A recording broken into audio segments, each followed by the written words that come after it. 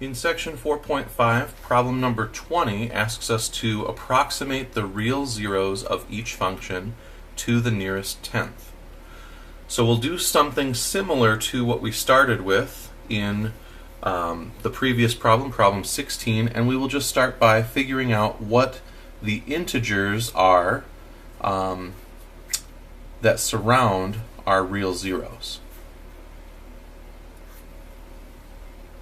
So I plug in -1 and I get -1. If I plug in 0, I get +1. And if I plug in +1, I get 5. So I just started with these numbers. And then I see, oh, there must be some 0 in between plugging in, we plugged in -1 and 0. So there must be something in there that gives me a 0. But I can see that if I keep plugging in larger values, larger than 1, this is just going to get larger and larger, and it's not going to go back to negatives. So instead of plugging in something like f of 2, I'm going to go the other way, and I need to find f of -2 and see what happens on the other side. Well, if I plug in -2, I also get -1 coming out. And if I plug in then -3, I should get +1 coming out. Sorry, that's a little sloppy. So then, since I have a positive and a negative, then there must be a 0 somewhere in between those numbers that we plugged in, which in this case were -3 and -2. But the instructions tell us that we want to figure out what these zeros are to the nearest tenth. Okay, so somewhere in between -3 and -2, I know that there's a 0. Well, I'm going to start with f of -2.5, since that's exactly halfway between those two numbers. And I did these calculations ahead of time, so go ahead and feel free to take your time in doing those calculations.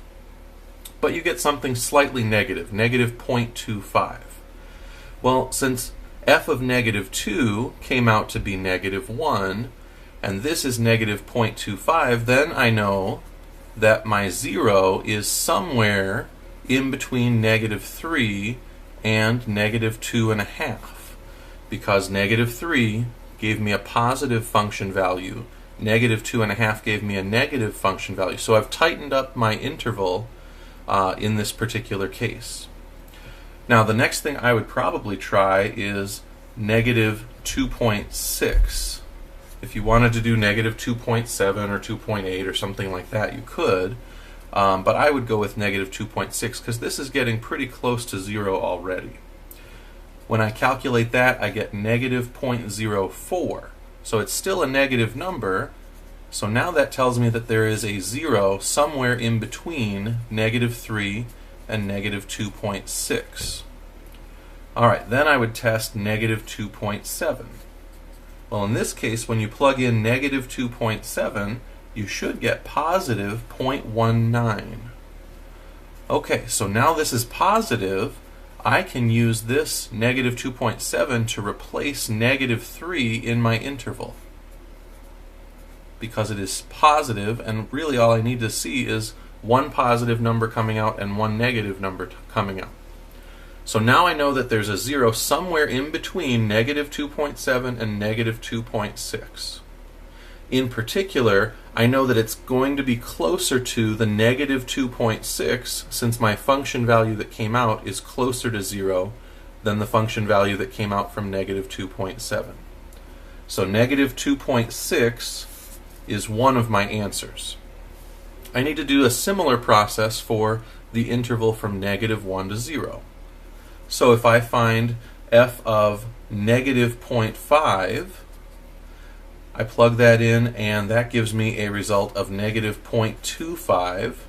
Well, that's a negative number, so I can use it to replace the number that came out negative over here. So I can replace -1 in my interval with -0.5. So now I know that it's somewhere between -1/2 and 0. And just like before, I would probably go ahead and choose something like -0.4. Don't go too far away from where you started in the middle there. and I plug that in, I get negative 0.04. So now I can replace negative 0.5 in this interval with negative 0.4, since that came out negative, just like negative 0.5 did. And finally, plug in negative 0.3, which actually does give you positive 0.1. So similar to what we did above, I know that there must be some zero in between negative 0.4 and negative 0.3, and similar to above, since the function value of negative 0.4 came out closer to 0 than the one for negative 0.3, I know that that must be my better approximation for the 0 itself. So this has two zeros rounded to the nearest tenth. They are negative 2.6 and negative 0.4.